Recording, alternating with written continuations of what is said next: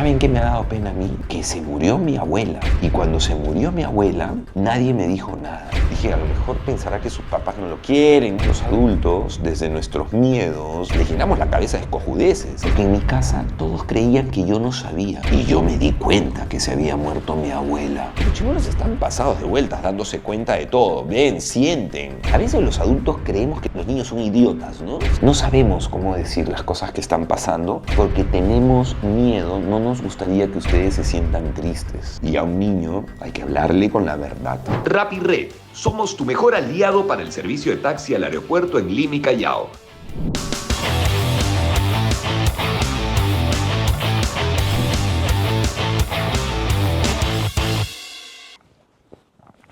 Los niños no son tontos. Los niños no son tontos. Los niños saben mucho más que nosotros, o mejor dicho, están menos contaminados que nosotros, ¿correcto? Y es que pasa que conforme vamos creciendo, es como entre la cultura, entre lo que nuestros padres interpretan y nos enseñan y hacen con nosotros, nos vamos perdiendo nuestra esencia, ¿no? Porque nuestra esencia es libre, nuestra esencia está desprovista de miedos, nuestra esencia es curiosa, nuestra esencia es juguetona, es lúdica. Y eso somos, finalmente. Sería maravilloso que de adultos continuáramos con la curiosidad de un niño, por ejemplo, ¿no? Bueno, pero ¿a qué quiero llegar? A ver, ¿de dónde parte todo esto? Esta semana fue cumpleaños de mi hijo. Mi hijo cumplió 8 años y, bueno, generamos la clásica actividad con sus amigos del colegio. ¿Okay? Entonces tuve a mi cargo 14 niños. 14. Tuvimos, la mamá y yo, la responsabilidad de 14 humanitos. Y la verdad para mí ha sido un lindo laboratorio porque, de hecho, tuve, yo diría hasta el privilegio de poder, por al menos unas 4 horas, volver a habitar el mundo infantil. Bueno, lo primero que me llamó la atención eran niños entre 7 y 9 años. Lo primero y tuvimos varios momentos de conversación, que fueron en realidad los 45 minutos de ida a una cancha y a estos inflables y qué sé yo, y los 45 minutos de regreso. Entonces ha sido una hora y media. Lo primero que me llamó la atención fueron estas conversaciones que registraban espontáneamente y cómo ellos interpretan el saberse atraídos o saberse atractivos para otras personas, ¿okay? No voy a decir el amor, porque eso no es amor, ¿no? Pero sí el saberse atractivos para otras personas o cómo otras niñitas les atraían. En algún momento, camino a la canchita que habíamos alquilado, la canchita de fútbol, un niño comienza a hablar de una niña de su grado que le gustaba, ¿no? Y luego de eso dijo, bueno, resulta que yo le gusto a fulanita de tal, a Pepita.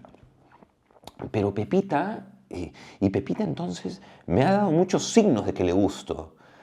Entonces yo lo escuchaba, yo no preguntaba nada. Y todos era muy gracioso. Hombres, niños de 8 años, le hacían ruido, le hacían bulla.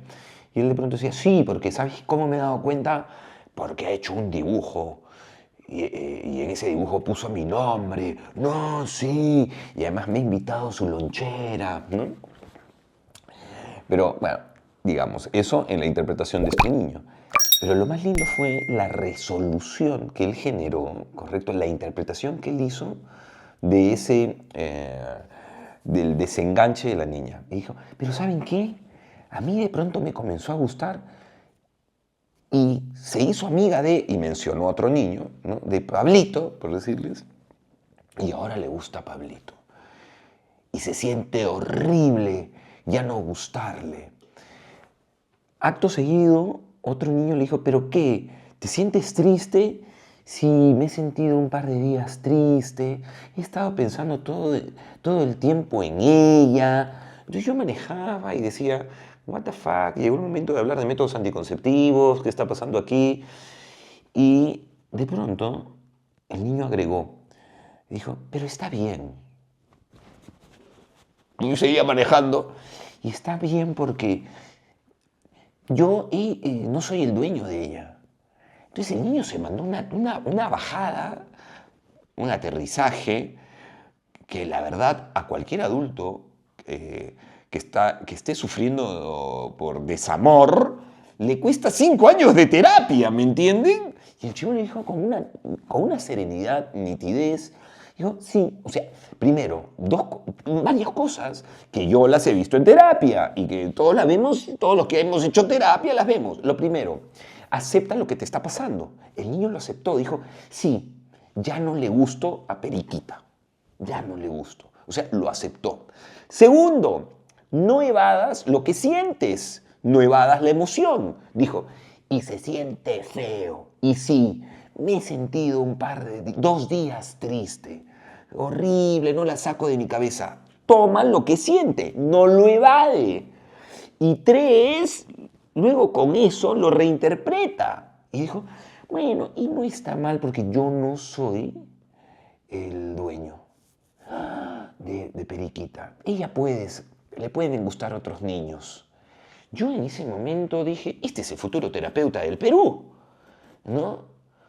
Y entonces, bueno, pensé, en honor a la verdad, mientras iba manejando, dije, bueno, debe ser me tocó, vino aquí en el auto el niño lumbrera. Luego salió otro tema. Comenzamos a jugar ritmo a gogo de países, ritmo a gogo de marcas de autos, ritmo a gogo de equipos. Y de pronto un niño planteó, así, decidió romper el juego y dijo, oigan, y si alguien, cada uno cuenta algo que le guste, diga... Entonces yo en ese momento dije, uff, se viene otro momento muy potente. Sí, contemos cosas que nos gustan y de ahí contemos cosas que nos hacen sentir tristes. Dije, uff, gran momento el que se viene. Entonces, yo, chitón boca, conmigo no era, no quería contaminar en lo absoluto esta dinámica de niños, ¿correcto? Y entonces, bueno, hablaran de las cosas que les gustaba, que les gustaban, cómo se reconocían en el fútbol, cómo se reconocían por ahí. Yo en el momento dije, ya, también cuéntenme cosas de puro patero, díganme cosas que no les gusta del colegio.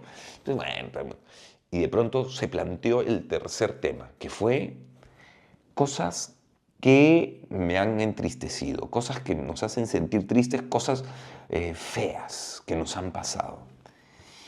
Y aquí viene lo que me partió el cerebro nuevamente, ¿no? O mejor dicho, lo que me hizo notar que efectivamente nosotros los adultos, desde nuestros miedos, desde lo que consideramos le puede hacer daño a un niño, los llenamos de cojudeces, les llenamos la cabeza de cojudeces, porque lo que nosotros estamos haciendo es transferir nuestros miedos. Aquí va. Y ojo, no fueron temas menores. Niño 1 intervino y dijo, bueno, yo les voy a contar. ¿Saben qué me ha dado pena a mí? Que se murió mi abuela. Y cuando se murió mi abuela, nadie me dijo nada. ¿No? Y entonces yo iba manejando y dije, bueno, en algún momento yo quiero darle una devolución a este niño, porque estoy notando que, dije, a lo mejor pensará que sus papás no lo quieren. Miren toda la película que me dice. Dijo, sí, y entonces los demás niños, ¿pero por qué? ¿Por qué piensas eso? Niños de 7, 8 y 9 años. ¿Ah? Y entonces el niño dijo, sí, a mí me puso muy triste cuando se murió mi abuela. ¿Saben por qué? Porque en mi casa todos creían que yo no sabía. Y yo me di cuenta que se había muerto mi abuela. ¿Cómo te diste cuenta? Porque yo escuché a mi papá hablar con mi tía por teléfono Cosa que pasa mucho, en realidad, los adultos a veces no tenemos un espacio reservado para tocar nuestros temas de adultos, o frente a momentos de crisis, o momentos incómodos, o momentos delicados, no los gestionamos bien o generamos una, entre comillas, privacidad que, que está siendo poco efectiva, ¿no? Porque este niño logra escuchar esa conversación, ¿correcto? Obviamente, a ver, y escuché a mi papá hablar con mi tío que mi abuela se había muerto. Y además, todos estaban raros en mi casa. Y claro, los niños son esponjas, o sea, nuevamente, a veces los adultos creemos que los niños son idiotas, ¿no? ¿Se han dado cuenta de eso? Entonces los subestimamos. No se va a dar cuenta. Y los chibolos están pasados de vueltas, dándose cuenta de todo. Ven, sienten, interpretan. Y claro, como decía este niño, yo me di cuenta porque algo raro estaba pasando en mi casa. Todos cambiaron, ¿no? Obviamente él no aterrizó qué emoción era, pero notó un cambio de actitud en la casa. Y dijo, y así yo me fui a acostar. Imagínense, ese niño con esa noticia que había escuchado, una noticia que lo impacta, porque estamos hablando de su abuela querida que había muerto, él se entera, nadie se lo dice y se fue a dormir así. Entonces digo, wow, qué tal fuerza, no sé, qué tal maestría de este niño para gestionar, o sea, ¿cómo se va a dormir un niño? ¿Cómo aborda la noche? ¿Cómo aborda ese momento en el que se acaba de enterar que su abuela ha muerto y nadie se lo dice? Nadie se lo dijo, ¿no? Y él está con esa noticia encima, con la emoción que le esté generando. Yo no sé si, ¿no? Y él dijo, y me fui a dormir, soñé toda la noche y al día siguiente, ¿saben qué? Lo que más me puso triste es que no me lo dijeron. Y pasaron muchos días y no me dijeron que mi abuela murió. ¿Y saben qué fue lo peor?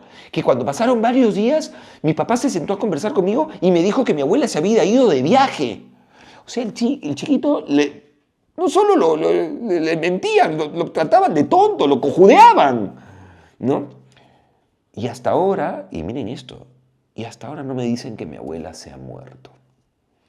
Entonces yo en ese momento dije, desde mi responsabilidad de adulto y cuidando, porque, ojo, yo entiendo que esos papás o ese señor, ese padre, por algo habrá tomado la decisión de no decirlo. Y yo no soy ni el papá, ni el tío, ni nada de esa familia. ¿Correcto? Entonces a mí no me corresponde hacer una intervención tomando al papá, ¿no? Sin embargo, sentí que se quedaba algo en el aire, tipo, mi papá me defraudó, o tipo, mi papá está mintiéndome,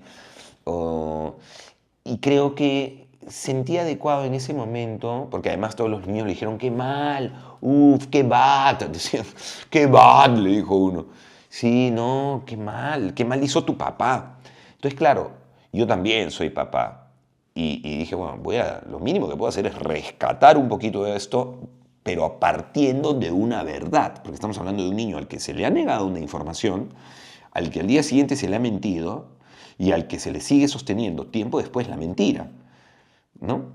Entonces le volteo en un rojo y le digo, yo te voy a explicar algo. ¿Te puedo decir qué pienso? Sí, claro, tío. Sí, tío. Bueno, ¿sabes qué pasa? Le digo.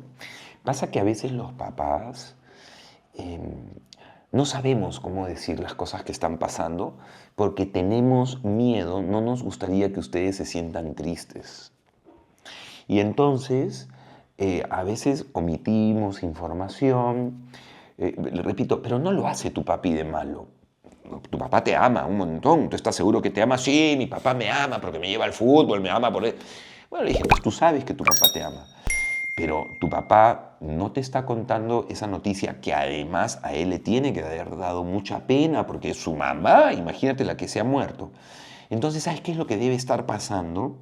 Que tu papá todavía está triste y él no sabe qué hacer con esa noticia y él debe estar pensando que si él está triste siendo más grande que tú, pues ¿cómo hacer para decírtelo a ti? Y a veces pasa eso y eso se llama proceso. Le digo, tu papito, tu papi, le dije, yo no uso la palabra pelito, tu papi lo está procesando y una vez que él lo entienda, seguro te lo podrá decir. Le digo, así es que lo que yo creo no es que tu papá sea un mentiroso, no es que tu papá sea malo, no es que tu papá...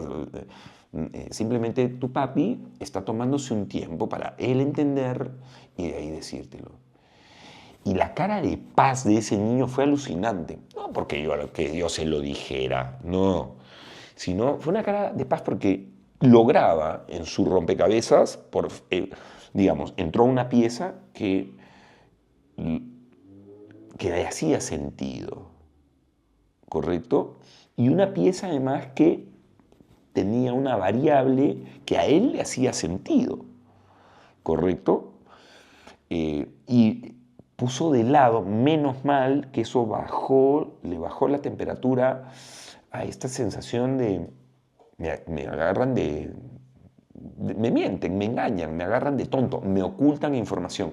Y ahí pasa algo bien interesante porque, bueno, ocurre que esos son las microacciones que no nos damos cuenta los adultos, obviamente, las mamás, los papás, los cuidadores, los padres. Esas son las acciones que nuestros hijos interpretan y a futuro impactan en sus formas de ser. ¿A qué me refiero? Esa más otra, a futuro pueden convertirse en una interpretación, correcto, de mis papás creen que yo soy tonto, no soy fiable para mis papás no confían en mí, ¿entienden? Y es ahí donde el ser humano comienza como la cebolla, como la armadura, a ponerse armaduras. Porque claro, si mis papás creen que soy tonto y mis papás no confían en mí, no soy fiable para mis papás, por ende, yo no me voy a mostrar. Por ende, cuando yo tengo un problema, no puedo confiar en mi papá porque mi papá no me dice la verdad. Esa es la bajada. No te estoy diciendo que sea necesariamente la interpretación en el mundo, pero esa es una de las bajadas que probablemente haga ese niño y que probablemente haga un niño.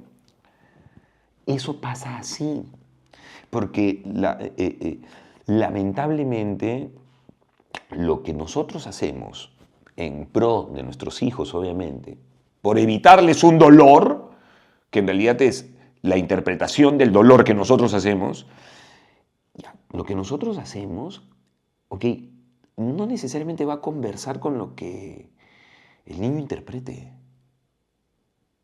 Y eso es bien delicado. Entonces, mientras manejaba, y pueden creer que parece ser un lugar común de los adultos o de algunos adultos, el silenciar, el callar, el no conversar con nuestros hijos noticias de alto impacto familiar. Porque así como ocurrió ese ejemplo, otro niño dijo, a mí también me ha pasado lo mismo. Y fueron 3 los niños que hablaban de duelos de muertes no comunicadas.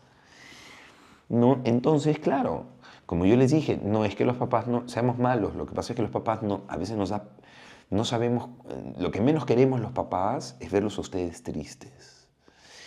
Y en realidad, eso de primera mano, cosa que, en honor a la verdad, no corresponde, ¿no? Porque, repito, ¿cuáles? Y es lo que yo siempre cuento aquí, y siempre digo, y lo digo en el show, y lo digo en todos los talleres que me paro a hablar de estos temas, donde yo de esto obtengo mucha información, me documento y la pongo. Yo transfiero información, ¿ok?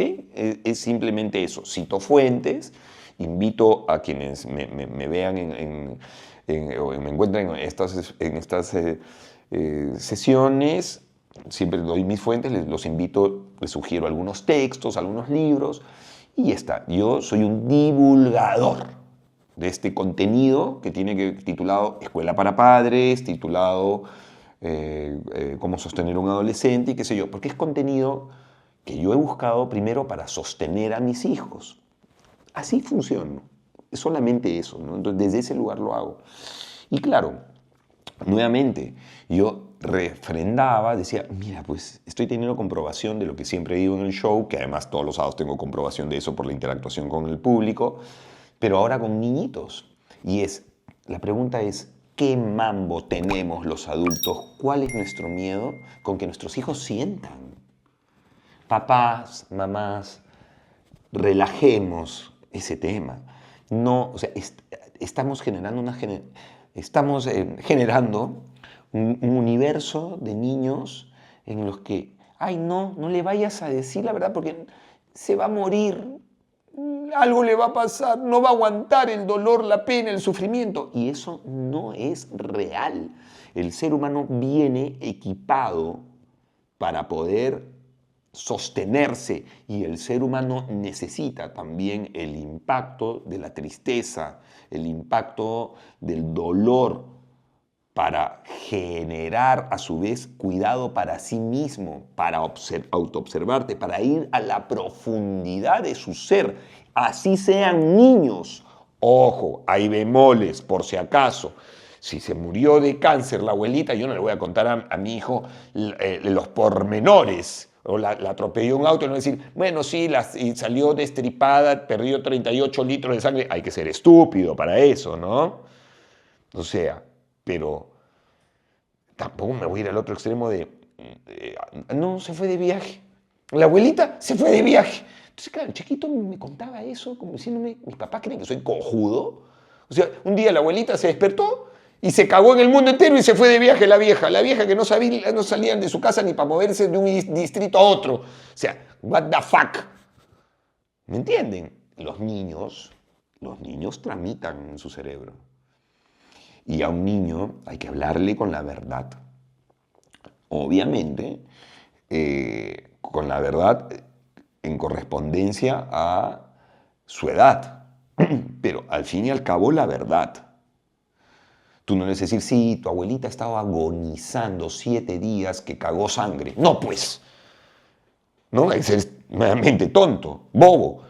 Pero sí le puedes decir, sí, la abuelita, bueno, ya no está aquí con nosotros, murió, y le explicas el proceso de la muerte, qué pasó, no sé, les haces, hay ciertas dinámicas, hay ciertas figuras que no está aquí presente, pero tu abuelita la vas a llevar en tu corazón, porque si no los niños no saben dónde poner eso.